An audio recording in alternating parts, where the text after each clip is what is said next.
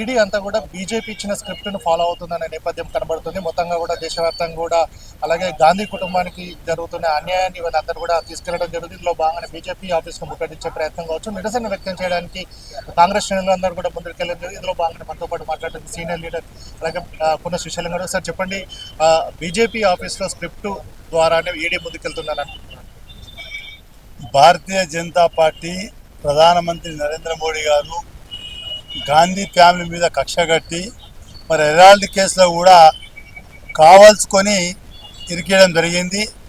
మరి ఇక ఈడీ కానీ సిబిఐ కానీ ఇవన్నీ కూడా శాఖలను వాళ్ళ స్వప్రయోజనాల గురించి వాడుకోవడం జరుగుతుంది. ఈరోజు కోర్టు తీర్పు ఇచ్చింది సోనియా గాంధీ గారికి, రాహుల్ గాంధీ గారికి. మరి ఈ యొక్క బీజేపీ ఆఫీస్ నుంచి ఏదైతే రాసి పంపుతారో ఆ రకంగానే మరి సంస్థలను కూడా పనిచేస్తూ ఉన్నాయి. దాని కొరకే మరి ఈరోజు పిసిసి అధ్యక్షుడు మహేష్ కుమార్ గౌడ్ ఆధ్వర్యంలో బీజేపీ ఆఫీస్ను ముట్టడం జరుగుతుంది. పక్క ఓట్ చోరీ కావచ్చు, మన అక్కడ బీహార్లో చూసుకున్నట్టయితే బయటపడడం జరిగింది. అలాగే ఇక్కడ కూడా చెప్తున్న నేపథ్యం ఉంది. సో దీన్ని ఇవన్నీ అంటే బీజేపీ ఏం చేస్తుందని అసలు ఏ విధంగా ముందుకు? రాహుల్ గాంధీ గారు ఓట్ చోరీ కార్యక్రమం ఏదైతుందో చాలా ఆధారంతో తీసుకోవడం జరిగింది.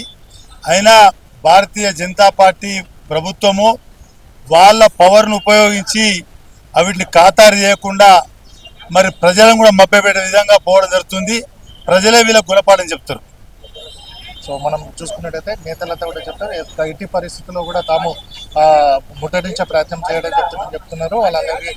సో చెప్పండి, ఈరోజు తీసుకున్న కార్యక్రమానికి కావచ్చు, కాంగ్రెస్ శ్రేణులు అనేవి కూడా ఏ విధంగా ముందుకెళ్ళడం జరుగుతుంది, అలాగే బీజేపీ చేస్తున్న నియంత్రిత పోకల్ని ఏ విధంగా తీసుకుంటారు? ఇవాళ దేశవ్యాప్తంగా ఏదైతే బీజేపీ చేస్తున్నటువంటి ఈ అరాచకమైన కార్యక్రమాలను ప్రజలు తిలకిస్తూ ఉన్నారు.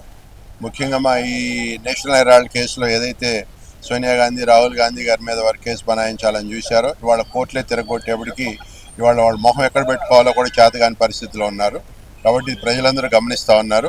రాబోయే రోజుల్లో కాంగ్రెస్ పార్టీ మన రాహుల్ గాంధీ గారు తప్పకుండా ప్రైమ్ మినిస్టర్ అవుతారు. మేము ఇప్పటి నుంచి అందరం కృషి చేస్తూ ఉన్నాం.